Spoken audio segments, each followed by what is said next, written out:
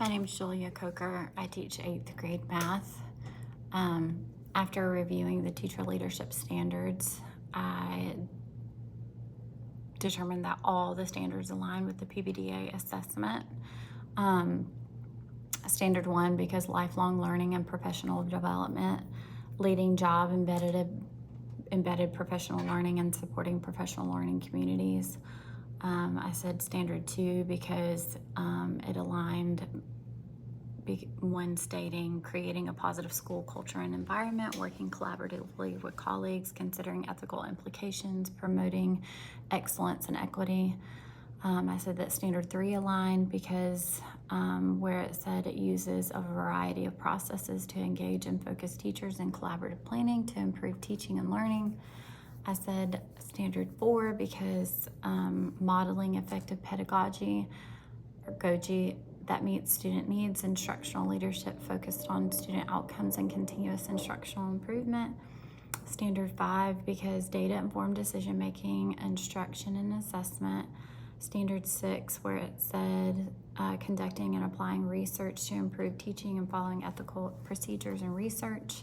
And standard 7 where it talks about understanding community culture and diversity, promoting effective communication and collaboration, building effective relationships with stakeholders, collaborating with stakeholders to improve student learning. Overall, I rated myself 36 points out of 42, which averaged out to about 86%. I gave myself a 2 on teacher attitude, communication, attendance as related to extracurricular activities where I'm not required to be there, taking on more initiatives, time management, commitment to continuous improvement as it relates to intentional use of information and feedback related to professional practice. These were ultimately areas where I felt like I could improve. Otherwise, I gave myself 3s on everything else. The most meaningful article to me was Coaching Isn't Just for Athletes. The article highlights the importance of ongoing job-embedded coaching as a powerful form of professional development.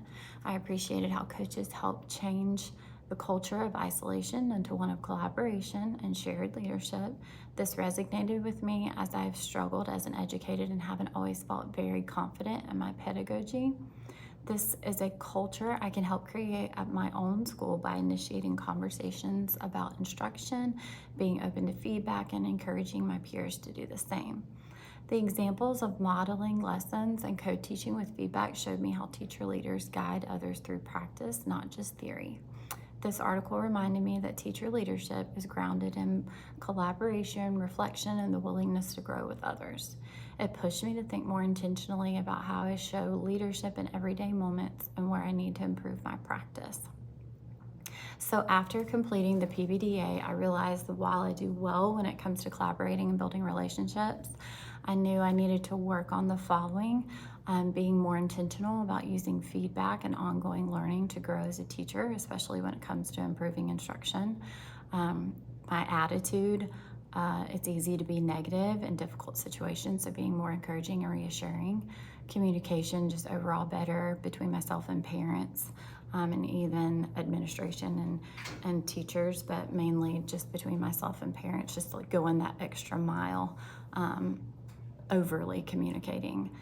Just attendance, not necessarily showing up to school every day and on time, but doing extra things like school dances and going to extracurricular activities, football, baseball, basketball, those types of things where I don't have to be at, but I need to show up for my students.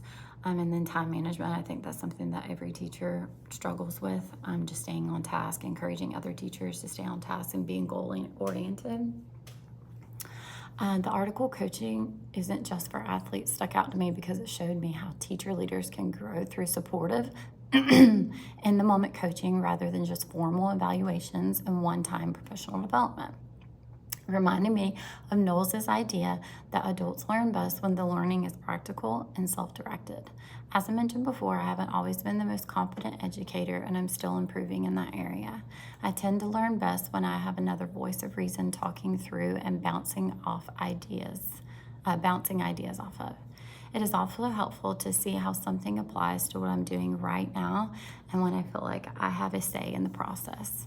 Going forward, I want to be more proactive about asking for feedback, trying new strategies, and sharing ideas with my team, and just having an overall stronger, more confident voice.